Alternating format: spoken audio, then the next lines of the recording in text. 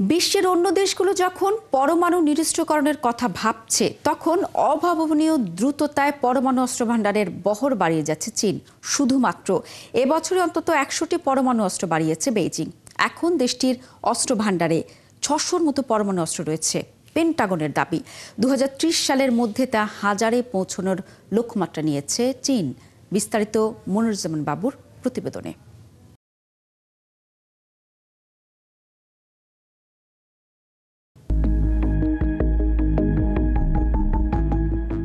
চীনের সামরিক শক্তি এবং অস্ত্র ভান্ডার নিয়ে প্রতিবছর যুক্তরাষ্ট্রের কংগ্রেসে একটি বিশেষ রিপোর্ট পেশ করে পেন্টাগন।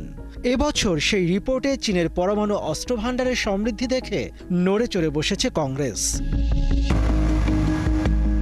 রিপোর্ট অনুযায়ী শুধুমাত্র এবছরই অন্তত 100টি পরমাণু অস্ত্র বাড়িয়েছে চীন। এখন চীনের ভাড়ারে 600-র মতো পরমাণু অস্ত্র রয়েছে। পেন্টাগনের দাবি, 2030 সালের মধ্যে তা 1000-এ পৌঁছানোর লক্ষ্যমাত্রা নিয়েছে বেইজিং। চীনের কাছে বিশ্বের সবচেয়ে বেশি হাইপারসনিক ক্ষেপণাস্ত্র রয়েছে। সাধারণ ক্ষেপণাস্ত্রের পাশাপাশি পরমাণু শক্তিচালিত ক্ষেপণাস্ত্র মজুত করেছে তারা। পেন্টাগন জানিয়েছে 2035 সাল পর্যন্ত পরমাণু অস্ত্র ভান্ডার বাড়ানোর পরিকল্পনা রয়েছে বেইজিংয়ের। চীন অবশ্য বরাবর তাদের সামরিক ও প্রতিরক্ষা সংক্রান্ত সমস্ত বিষয়ে চূড়ান্ত গোপনীয়তা রক্ষা করে থাকে। যদিও সরকারিভাবে প্রতি বছরই তারা প্রতিরক্ষা বাজেট পেশ করে, তবে পেন্টাগন মনে করে ওই বাজেটে সঠিক হিসাব দেওয়া থাকে না। বেইজিংয়ের ঘোষণা অনুযায়ী 2024 সালে প্রতিরক্ষা খাতে চীন $22,400 কোটি বাজেট ধার্য করেছে।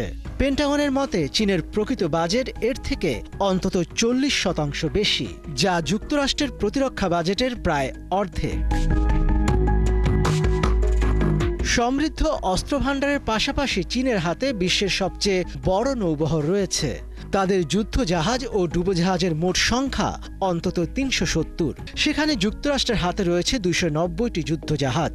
চীনা বায়ুসেনা বাহিনীও কম শক্তিশালী নয়। নানা ধরনের যুদ্ধবিমানের মোট সংখ্যা প্রায় 2000।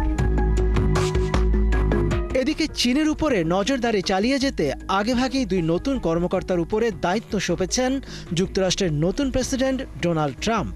তার প্রশাসনে পররাষ্ট্র সচিবের দায়িত্ব পাওয়া মার্কো রুবিও এবং জাতীয় নিরাপত্তা উপদেষ্টার পদে মনোনীত মাইক ওয়াল্টজের উপরে সেই দায়িত্বভার বর্তেছে। মনিরুজ্জামান বাবু, 71।